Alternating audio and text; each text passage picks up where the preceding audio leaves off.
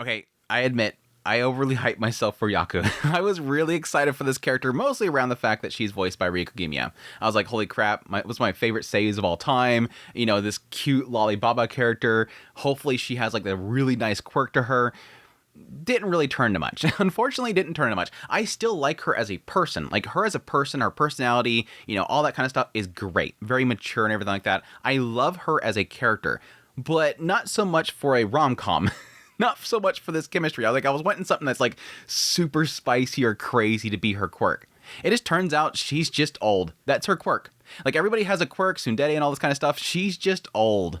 There's a generational difference there. She doesn't know what this tablet thing, what it does. She's like, you know, very forgetful. She's just old, which is kind of interesting to get into, the idea of her basically resetting back to age 9 and getting into the joke that she's going to live for another 80 years. And that, you know, she potentially is looking for another love interest to have a new life in this new 80 years. But yet she's forgetful, which is a sign of aging, which could prevent her from living for another 80 years.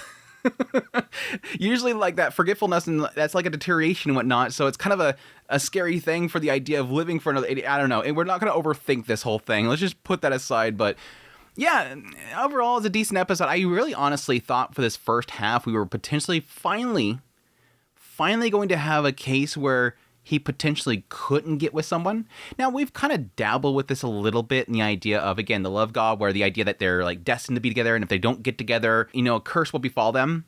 We've done it before with like the case of, you know, Hakari being separated from Rintaro and stuff like that, but I thought this could be the first time where we have a character literally reject Rintaro. Like, she literally does that.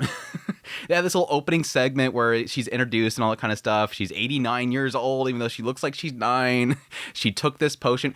Find out that this is actually the reason why Kusuri made this potion. She made this potion specifically for Yaku. She didn't want to lose her grandma. I didn't want to lose grandma. That's why I made the thing. I wanted to make her young again. And it apparently worked because she took the latest one. Thus, the reversal doesn't work on her anymore. So she's like permanently, seemingly permanently, like, made young. Now, I would assume that she's going to grow, but I'm kind of wondering if they're going to end up sticking with the permanence, because they did end up showing what she could look like when she's older, and she's beautiful. There's a chance that they might have at some point something happens and she actually does grow to her normal size, her normal age. That'd be curious. They're probably not going to do her actual age. I doubt they're going to actually have her turn into an 89-year-old woman, but I can see them potentially having her, like, partially age, just to get into that kind of at least adulthood, just to kind of see her, again, in that form that they end up showing her. But anyways, yes, they kind of have the introduction here, and then we go into, you know, Rintaro and Yaku, you know, walking around and sort of seeing, like, how smart Yaku is. Like, what she focused in. The fact that she, you know, did get into medicine. She's not as smart, admittedly, she's not as smart as Kusuri, but she has dabbled in, you know, making medicines and whatnot. She says that she used to be on the battlefield. Long time ago, she was on a battlefield mixing up medicines and stuff, and then she ended up meeting her husband, which is like this. She's like, I don't know, like Sylvester Stallone or something like that on the battlefield. Like the epitome of masculinity, like all the muscles and like machine gun with one arm and holding with the other.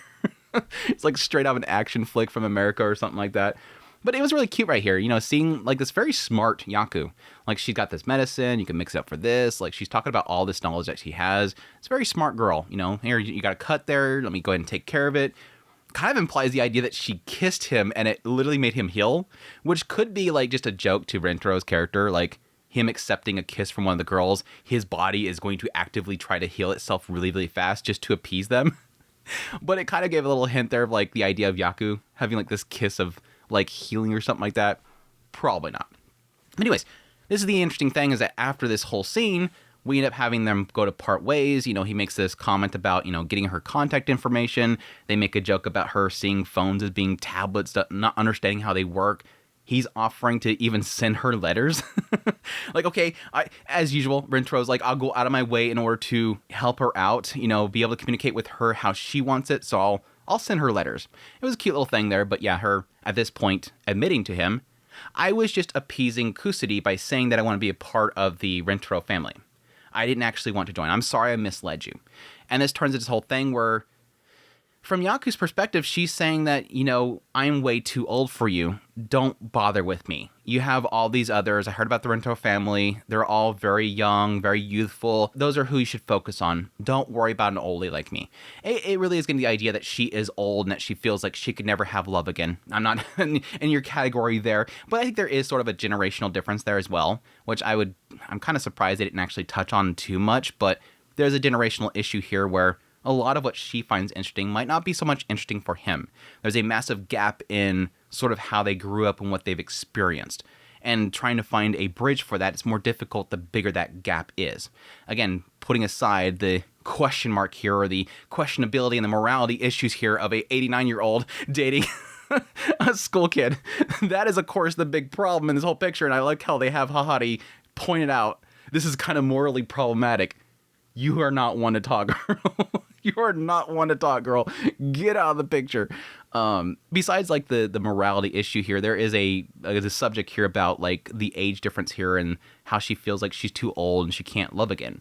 And even later on, when he does sort of kind of sweep her off her feet, there's an element of here of like, okay, I'm just going to go off my whims of this old lady. I'm having fun, not acting my age. Let's play around. Please play into this joke. And maybe at some point, I'll take it for real. Overall, I had this hope that we might actually get into the idea that she's going to straight out reject him at that point. We're not having this. No, I was just playing into it. I was just appeasing Kusuri. I wasn't really actually going to join your family. But later on, it shifts into, because of all the stuff that he did, she's kind of playing into it, but she's also not saying, I'm totally sold. So there is still potential of here of having them sort of revisit this later to have her either accept him or deny him. Because that's technically what they sort of played a little bit into with Hahari.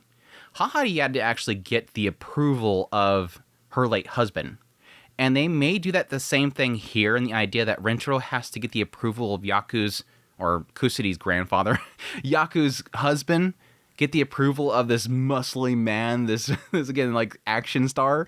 It might be that's going to be their revisit for there. And at that point, he will win over Yaku completely. That she will finally take it seriously. But right now, like, technically, they are opening the door to her not accepting this yet. And that, again, something could befall her. But we'll see. Again, as much as I really want them to actually finally do that whole concept, actually play into the original curse, the original threat, I don't know if they ever will at this point. Because it feels like, again, this author doesn't really want to do anything too serious. Like, doesn't want to get too into the weeds, doesn't want to get too dire with the character, some sort of threat with the characters. I think the big, like, troubling thing for Rentaro was just realizing that at some point, my gosh, she's treating me like a kid. Like, this isn't a date. This isn't us getting to know each other. This is literally, I like how he goes through the whole process of, like, being a bad boy and everything like that, and dressing up and going, all right, let me show her how, like, I'm, like, on doing things on whim. I'm taking risks and all that kind of stuff. And the entire time, she's this old lady that's sitting on the bench going, oh, that's great, kiddo. Oh, yes, you're doing a good job. And, like, that realization point at some point is like, oh, this isn't a date.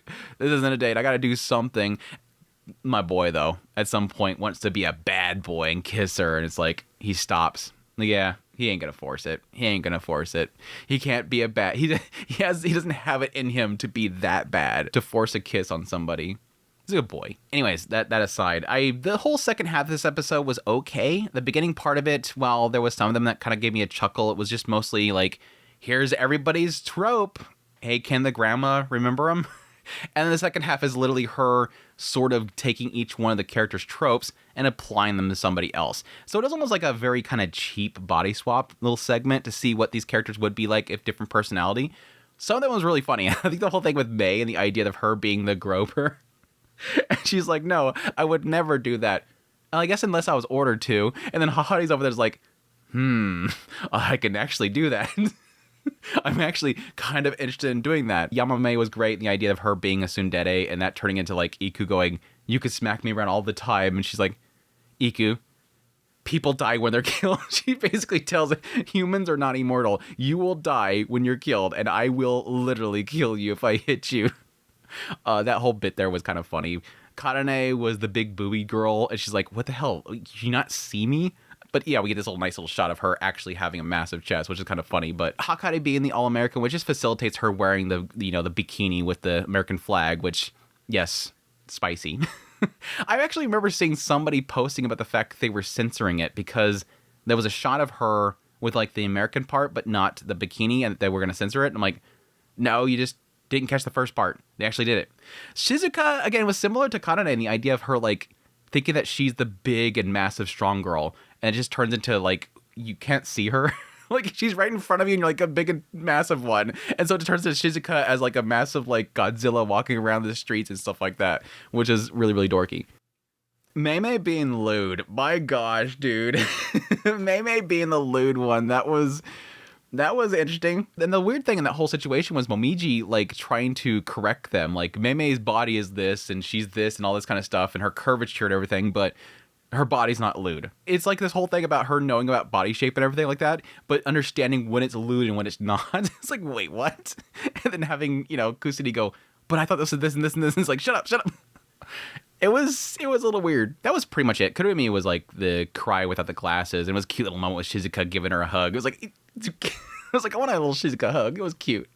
But yeah, that was pretty much it. And then at the very end, they ask what her name was, and it kind of just jokes about the fact that everybody forgot the name before they basically say that it's meth. It was like Shabu or something like that, which is like basically meth.